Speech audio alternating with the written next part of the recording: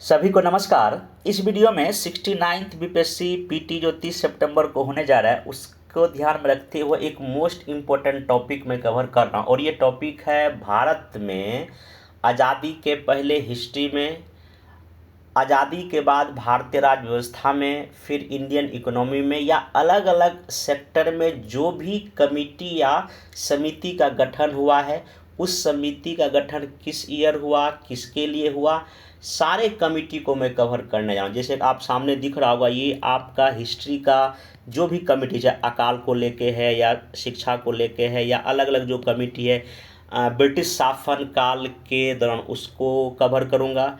राज्य व्यवस्था या पॉलिटी में आफ्टर इंडिपेंडेंस जो भी कमेटी एसके धर या फजल आयोग, पंचायती राज संस्था में जो भी समिति गठित हुआ वो, केंद्र राज्य संबंध, फिर आपका आज़ादी के बाद शिक्षा में जो गठित हुआ है, इलेक्शन रिफॉर्म को लेके जो भी कमेटी है, एग्रीकल्चर को लेके है, बैंकिंग रिफॉर्म को लेके है, बहुत कुछ है इसमें। और मेरे ख्याल से अगर आपका सब कुछ ठीक ठाक रहा तो इस लेक्चर से एक तो आना तय है, एक क्वेश्चन तो आएगा, हाँ फिर बाकी इसमें 2 या 3 भी आ सकता है। इस तरह से मैं इस चीज़ों को जो है ना डिजाइन किया हूँ और ये पूरा का पूरा इसका आधार previous year question bank BPSC या अदर जो एग्ज़ाम है उसी के आधार पर मैं इसको लिया हूँ। तो करना आपको ये है कि सिर्फ आपको इस वीडियो को स्पीड बढ़ा के देख लेना है। इसका पीडीएफ मैं अपने टेलीग्राम चैनल नीचे लिंक दिया गया वहाँ शेयर कर दूंगा, आप एक बार पीडीएफ डाउनलोड करके सरफी निगाह से देख लीजिएगा। ठीक, एक चीज़ और, ये 69th जो मेरा लगातार जो लेक्चर आ रहा है उसमें ये मेरा 14 नंबर का वीडियो है। इसके पहले 13 वीडियो या 14 वीडियो बन चुका है जहाँ तक हमको याद है, अभी मैं दिखा रहा हूँ। तो कई लोगों का मैसेज आता है कि वो कहाँ वीडियो पड़ा हुआ, उसका मैं प्लेलिस्ट बना दिया हूँ। तो मैं आपको थोड़ा सा लाइव दिखाता हूँ आप कैसे उस सारे वीडियो तक अपना एक्सेस बढ़ा सकते हैं। सबसे पहले इस चैनल पे जब आएंगे तो आपको प्लेलिस्ट मिलेगा इस तरह से लिखा हुआ रिवीजन सीरीज। यहाँ पे इस साइट में अगर आप देखिएगा revision series 69th PT 14 video यहाँ पर अपलोड में कर दिया हूँ। और ये जैसे आप इसको क्लिक करेंगे देखिए पहला वीडियो आपको ये दिख रहा होगा, ये हिस्ट्री का है, बिहार के हिस्ट्री का है, ये पहला है। इसी करके जब आप नीचे स्क्रॉल करते जाएंगे तो दूसरा तीसरा सारा वीडियो लेक्चर आपको यहाँ मिल जाएगा। और हर एक वीडियो के डिस्क्रिप्शन बॉक्स में पीडीएफ कहाँ मिलेगा उसका लिंक दे दिया। अगर आपको लिंक नहीं सर्च होता है तो टेलीग्राम पे जाइए और वहाँ पे सर्च कीजिए ISPCS फाइटर्स करके नाम अगर सर्च कीजिएगा तो आपको चैनल का नाम मिल जाएगा। वहाँ जाके फाइल सेक्शन में इसका सारा पीडीएफ डाउनलोड करके एक बार आप रिवाइज कर सकते हैं। एक बात और जो डिस्कस करना था, आज लगभग 18-19 सितंबर हो गया। अब आपके पास अप्रोक्स 10 दिन टाइम है और इस 10 दिन में कैसे पढ़ें। जैसे कि अभी जब आप मेरा ये पूरा लेक्चर देखिएगा इसमें आपको एक आइडिया लगेगा कि कैसे टॉपिक को रिवाइज किया जाता है। जैसे समिति का टॉपिक है, कमेटी का टॉपिक है, मोस्ट इम्पोर्टेंट है। तो मैं क्या किया कि जो भी कमेटी है चाहे वो हिस्ट्री का है, पॉलिटी का है, इकोनॉमिक्स का, एक बार में कर लिया। इसी तरह से मान लेते हैं अगर आप हिस्ट्री एंशिएंट हिस्ट्री पढ़ रहे हैं तो सिंधु घाटी सभ्यता टॉपिक अगर आप पढ़ रहे हैं तो उस टॉपिक को लीजिए और उसके सारे लोकेशन को जहाँ जहाँ स्थल है, कहाँ कहाँ क्या मिला है, एक बार में पढ़ लिए। या महात्मा बुद्ध है, महावीर जैन है, एक साथ लिए, कहाँ कहाँ उनका पूरा घटनाक्रम है पढ़ लिए। मुगल काल में है, बाबर से लेके अंतिम शासक जो है उसने क्या क्या काम किया उसको पढ़ लेते। ऐसे करके आप स्लॉट में बांट के पढ़िए। ये नहीं कि लगातार 4 घंटा पढ़े जाए, नहीं। अगर आप 10 से 12 घंटा पर डे पढ़ाई कर रहे हैं तो अपने टाइम को 2-2 घंटा में ब्रेक कीजिए और टारगेट रखिए हमको इसमें ये चीज़ को ख़त्म करना है। और थोड़ा सा मैं बार बोलता हूँ, जो आपको ऑलरेडी याद है उसको क्यों पढ़ना, जो याद नहीं उसको पढ़ने का कोशिश थोड़ा सा डीप जाएं।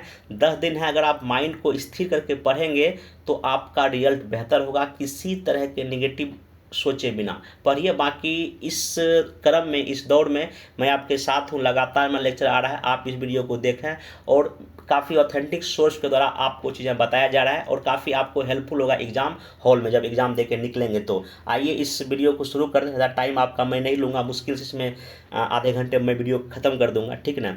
कई लोगों का ये शिकायत है कि जो है कि थोड़ा सा और एक्सप्लेन कीजिए। देखिए एक्सप्लेन थोड़ा सा कम करने का वजह ये है कि कंटेंट ऑलरेडी मैं पीडीएफ में प्रोवाइड कर देता हूँ। थोड़ा सा आप भी एफर्ट लगावें। अगर मैं ज़्यादा बहुत डिटेल में वीडियो बनाऊँ तो एक एक वीडियो 4 घंटे का हो जाएगा, आपका भी टाइम बढ़ा दो, मेरा भी टाइम बढ़ा। थोड़ा सा अगर सहयोग करेंगे दोनों तो चीज़ें बेहतर होगा, ठीक है ना। बाकी ऐसा नहीं कि चीज़ें नहीं है, नहीं एक्सप्लेन कर सकता, लेकिन हाँ थोड़ा टाइम की कमी है, इसलिए थोड़ा सा ना मैं उतना करता हूँ ताकि जिसमें आपका काम ईजिली चल जाए। चलिए, सबसे पहला चीज़ है कि जो हिस्ट्री में अगर देखा जाए, ब्रिटिश के आगमन के साथ ही जिस तरह से उसने हमारे देश का शोषण किया, तो हमारे देश में एक तो अनाज संकट आ गया और कई एरिया में भारत के अकाल पड़ा। सबसे पहले देखिए क्या हुआ, अकाल जो 1966 में उड़ीसा के आसपास फैला था। कैंपबेल नाम का एक समिति का गठन हुआ था, अकाल आयोग गठन हुआ था। उसमें जॉन लॉरेंस यहाँ का क्या था, वायसराय था। बस किससे संबंधित है और मोटा मोटी वो एक मोटा मोटी एग्जैक्ट वो डेट याद रख सकते हैं। हालांकि अगर आपको एग्जैक्ट डेट अगर याद नहीं भी है तो कोई टेंशन की बात नहीं है, ये बात ध्यान रखें। हाँ, एक चीज़ और, मैं कोशिश किया हूँ कि इस पूरे लेक्चर में जो भी चीज़ें मैं आपको चीज़ें प्रोवाइड कर रहा हूँ वो एक ऑथेंटिक सोर्स का ही मैं यूज़ किया हूँ। हाँ, कहीं कहीं एक दो चीज़ें जैसे कि ईयर को लेके हल्का फल्का आगे पीछे हो सकता है 1-2 साल, लेकिन हाँ वो समिति का संबंध किससे है उसमें कहीं तरह कोई दिक्कत नहीं, क्योंकि अलग अलग सोर्स में ईयर भी अलग अलग दिया रहता है, थोड़ा सा दिक्कत हिस्ट्री में हो जाता है। ठीक, चलिए, तो दूसरा कमिटी है आपका एस्टेची आयोग। ये लीटन के समय में 1880 में अकाल निवारण पर विचार करने के लिए गठित किया गया था। फिर जेम्स लोयल कमेटी का गठन एलगिल के समय में 1898 में, और इसने जो है ना इस अकाल जो निवारण का जो सिफारिश दिया था एस्टेची आयोग ने, उसका ये सपोर्ट किया था। मैकडोलन जो है 1901 में लॉर्ड कर्जन के समय इससे संबंधित एक आयोग था। फिर एक सर चार्ल्स वुड 1943 में गठित हुआ था। ये मोस्ट इम्पोर्टेंट आपका अकाल से संबंधित ब्रिटिश काल में आपका कमिटी है।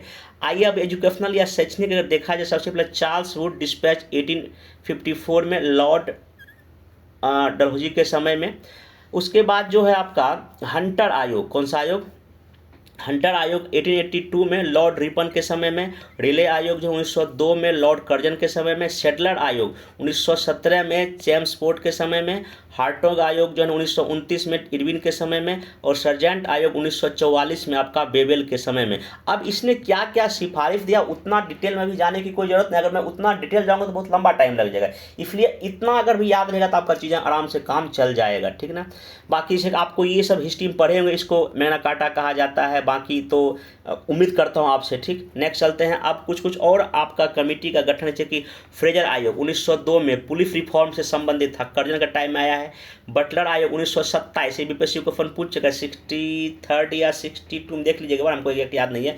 Indian state eleven with that British crown, मतलब कि भारतीय देशी रियासत और ब्रिटिश राज के ब्रिटिश जो क्राउन के लिए में बीच में कैसा संबंध होगा, इसके लिए था। हिटले आयोग का गठन 1928 में लेबर के संबंध में। इरविन उस समय यहाँ का वायसराय है। सप्रू जो है 1935 में इसका आयोग गठन हुआ था। लिनलिथगो इस समय वायसराय था और अनएम्प्लॉयमेंट के विषय पर। सैंड हर्स्ट 1925 में, रीडिंग उस समय वायसराय है। सेना का भारतीयकरण करने का, ये मोस्ट इम्पोर्टेंट हो गया। फिर इस लिंकटन 1912 में नागरिक सेवा में भारतीयों की हिस्सेदारी को बढ़ाया जाए सेना में, ठीक ना। ए चिंसन 1886 में, ये भी नागरिक सेवा में भारतीयों की संख्या वृद्धि किया जाए। तो इस तरह से इसका संबंध है, आप इसमें देख सकते हैं। अब आइए पॉलिटी में। तो पॉलिटी में सबसे पहला देखिए, जब देश आज़ाद हुआ तो आज़ादी के बाद क्या हुआ, हमारे देश में भाषा के आधार पे जो है नए राज्यों का मांग अलग अलग एरिया से होना शुरू हो गया। तो सरकार ने एक समिति बनाया कि आखिर नए राज्यों का किस तरह से गठन किया जाए। तो इसके लिए जून 1948 में, डेट याद रखिएगा, एसके धर कमेटी का गठन हुआ। इसको कहा गया भाषाई प्रांत आयोग, लिंग्विस्टिक प्रोविंस कमीशन।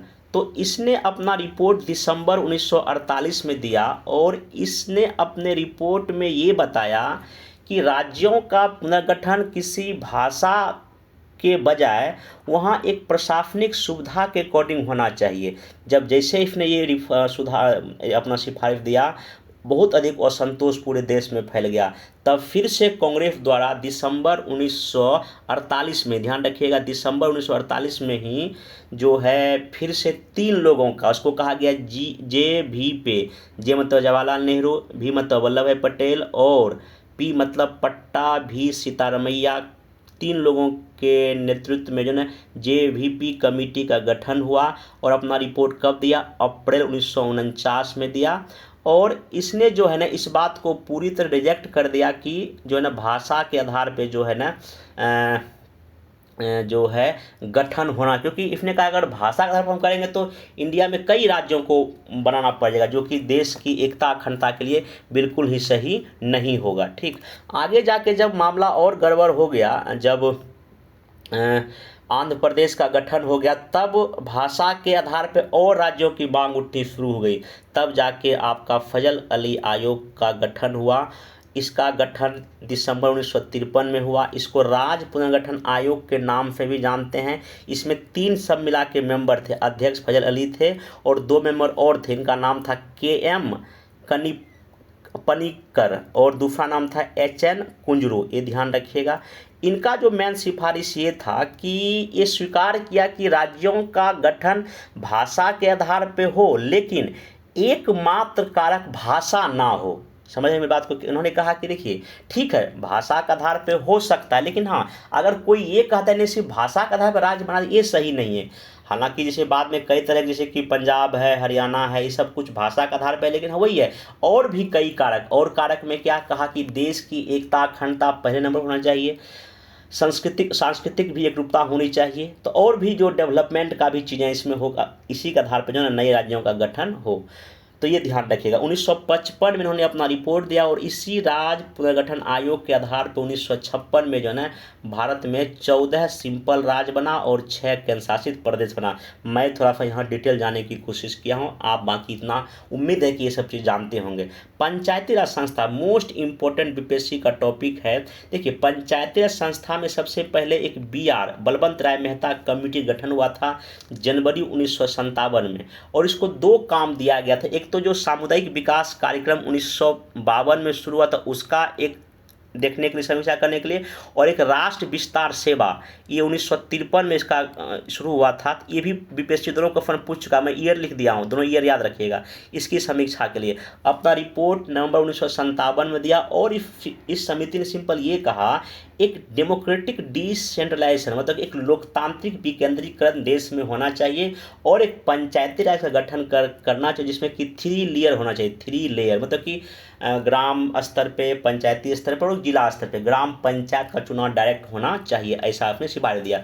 फिर आगे जाके अशोक मेहता कमेटी का गठन हुआ दिसंबर 1977 में। इसमें जनता पार्टी की सरकार थी। अगस्त 1987 में रिपोर्ट दिया और इसने सिफारिश किया 2 स्तरीय होनी चाहिए पंचायत, एक तो ग्राम पंचायत, दूसरा जिला परिषद, ठीक ना। और इसमें पॉलिटिकल पार्टी को भाग लेने की अनुमति दी जाए, इसका सिफारिश था। फिर एक JVK राव कमेटी 1985 में बना, ठीक है, खाली डेट याद रखिएगा किससे संबंधित है। LM सिंह भी मोस्ट इम्पोर्टेंट 1986 में जो है ना गठित हुआ। इसने पहली बार ये कहा कि पंचायती राज संस्था को संवैधानिक रूप दिया जाए, मतलब संवैधानिक दर्जा दिया जाए, और इसी को लेके जुलाई 1889 में जो है 64 संविधान संशोधन लाया गया था।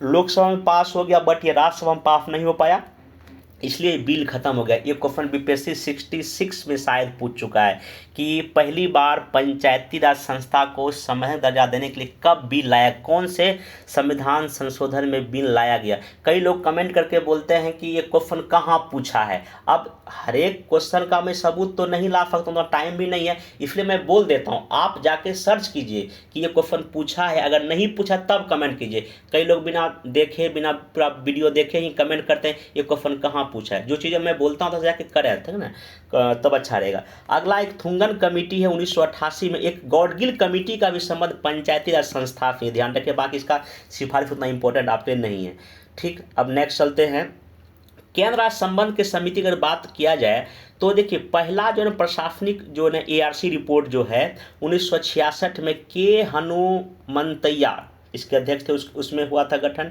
इसका रिपोर्ट आया था ARC, फर्स्ट ARC इसको कहा गया, ठीक ना, एडमिनिस्ट्रेशन रिफॉर्म कमीशन ARC को कहा गया। उसके बाद राज मन्नार आयोग एक था, एक तमिलनाडु सरकार ने गठित किया था 1969 में। इसकी सिफारिश को केंद्र सरकार ने सिरे से खारिज कर दिया था।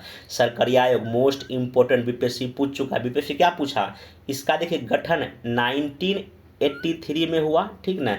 3 मेंबर थे, एक तो सरकरिया हो ही गए, दूसरा SR सेन, दूसरा B शिवरमन। इसने जो है अपना जो रिपोर्ट, अंतरिम रिपोर्ट इसको कहा गया, कब दिया? अक्टूबर 1987 में। लेकिन ऑफिशियली इसका जो रिपोर्ट प्रकाशित कब हुआ? जनवरी 1988 में। बीपीएससी को क्वेश्चन यही पूछा था कि सरकरिया आयोग ने अपना रिपोर्ट कब पेश किया। देखिए वहाँ महीना का नाम लिखा अक्टूबर 1987, तो ईयर इसका आंसर हो जाएगा। लेकिन हाँ, ऑफिशियली जो है ना, ये जो क्या कहते हैं, जो जारी किया गया, इतना को किया गया, लेकिन सबमिट इसने अक्टूबर 1987 को ही कर दिया था। और इसी के इसने सिफारिश किया कि 263 के तहत अंतर्राज्यीय परिषद का गठन किया जाए। फिर एक पूंछी आयोग का गठन हुआ अप्रैल 2007 में, और इसका रिपोर्ट अप्रैल 2010 में आया। कब आया इसको? बाकी सिफारिश तो बहुत लंबा है, वो मेंस के काम आएगा, उसके प्रावधान मेरे ही काल से नहीं पूछेगा, ठीक ना। फिर देखिए पिछड़ा वर्ग आयोग का पहला जो आयोग बैठा था काका कालेलकर के अध्यक्षता में 1953 में, और दूसरा जो बना पीपी मंडल की अध्यक्षता में सेकंड पिछड़ा आयोग कहा गया, ठीक, ये ध्यान रखिएगा। आगे जाके इसमें आप ये ध्यान रख सकते हैं कि जब बीपी मंडल का जो रिपोर्ट प्रकाशित होने से पहले जनता पार्टी की सरकार गिर गई थी, तो बीपी सिंह जब देश के प्रधानमंत्री थे, तब उस प्रधानमंत्री के कार्यकाल में इनके सिफारिश को लागू किया गया और 27% आरक्षण दिया। लेकिन ये मामला कोर्ट में चला गया। तब जाकर 1992 में इंदिरा साहनी केस में सुप्रीम कोर्ट ने बीपी मंडल के सिफारिश को वैध घोषित किया। ये क्वेश्चन शिक्षक भर्ती में पूछ चुका है, और मैं पहले भी इस चीज़ का किसी वीडियो में इसे जिक्र किया हूँ, ठीक ना। फिर क्या हुआ? 1993 में जो है ना, national commission for backward caste का गठन हुआ। मतलब सिर्फ एक एक्ट के जरिए संविधान में, संसद के द्वारा एक एक्ट पास किया गया, कोई समय दर्जा इसमें नहीं दिया गया।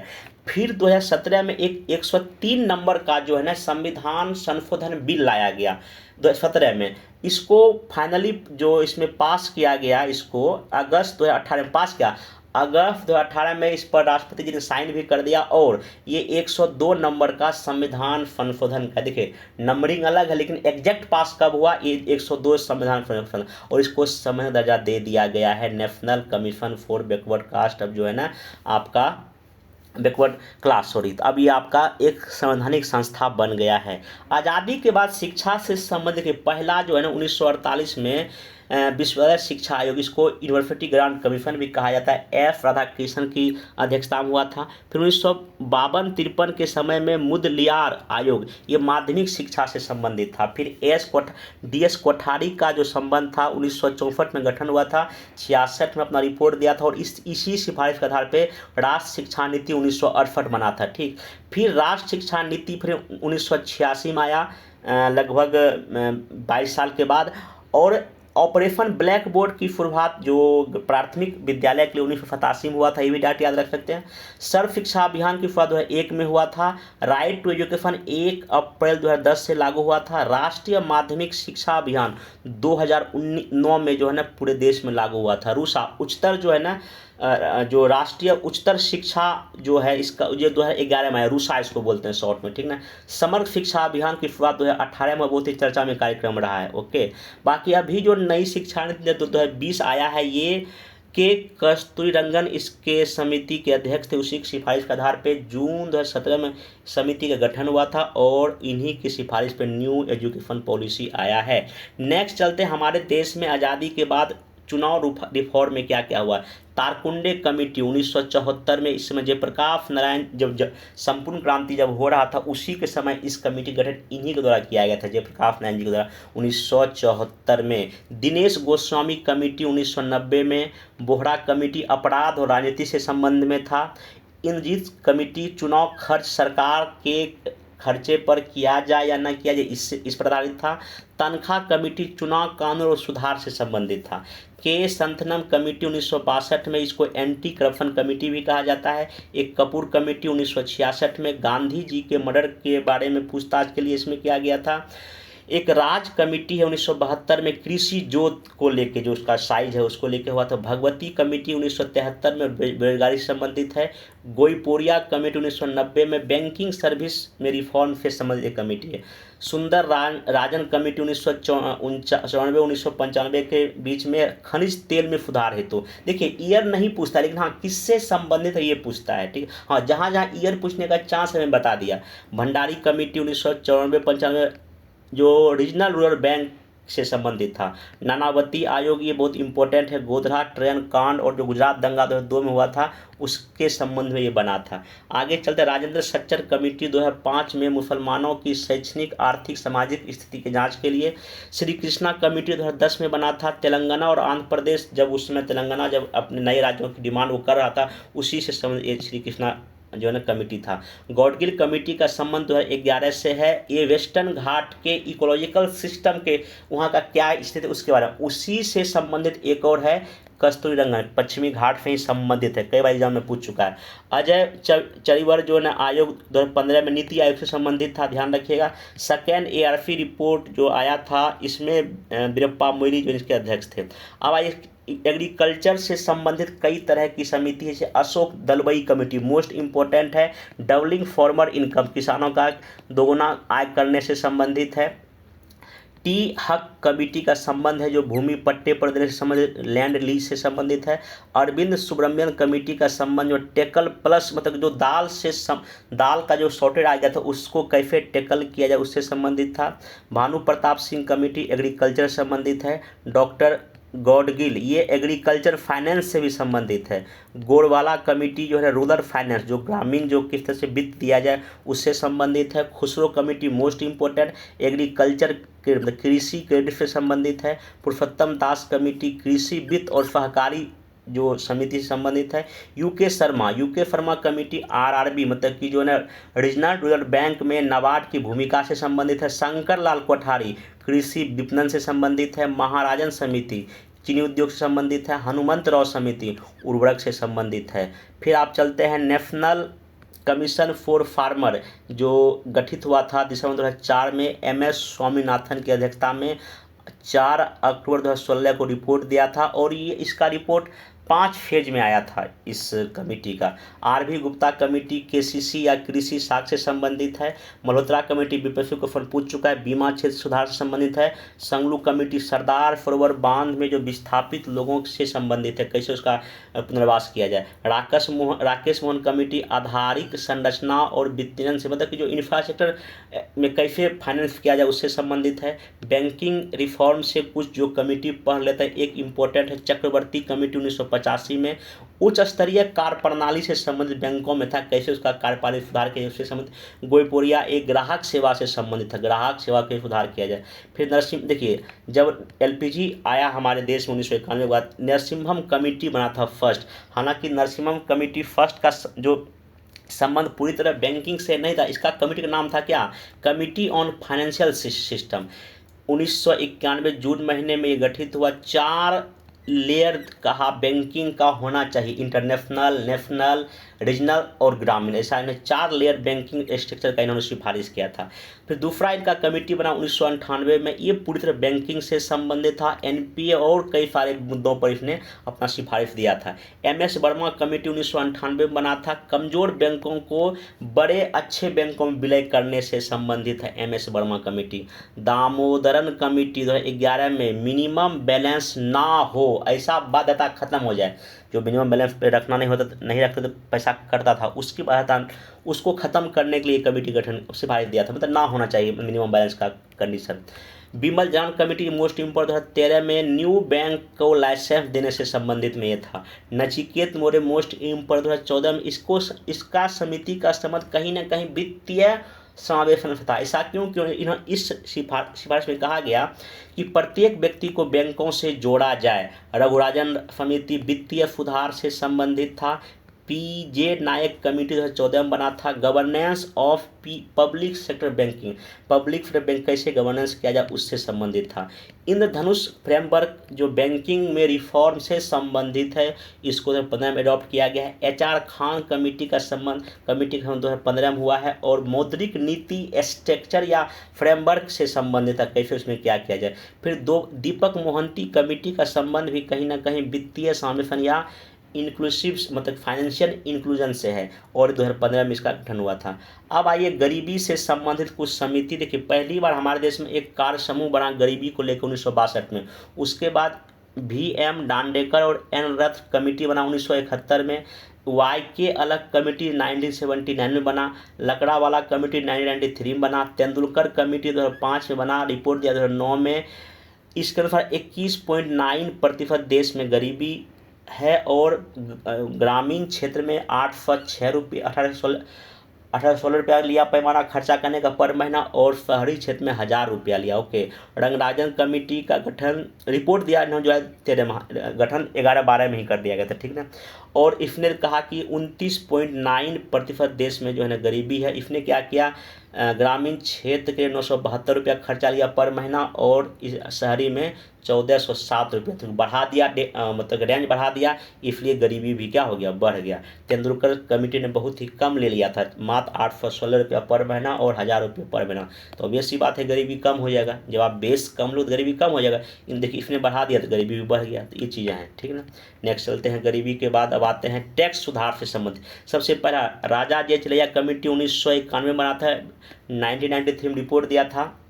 इनको कर सुधारों का जनक कहा जाता है। सर्विस टैक्स इन्हीं के सिफारिश पर लागू किया गया था। LK रेखी कमेटी का संबंध जो है इनडायरेक्ट टैक्स से है। विजय केलकर है, ये विजय केलकर है, ध्यान रखिएगा। इनका संबंध डायरेक्ट इनडायरेक्ट टैक्स से है। पार्थ सारथी सोम कमेटी 2014 में, इसका टैक्स पॉलिसी से संबंधित है। RV ईश्वर समिति 2015 में इनडायरेक्ट टैक्स से संबंधित इनका है। आइए, संपदा शुल्क हमारे देश में LK झा कमेटी के आधार पर सिफारिश पर लगाया गया था, फिर बाद में इसको हटा भी लिया गया था। संपत्ति कर जो आया था निकोलस एक समिति का नाम था, उसके सिफारिश पर।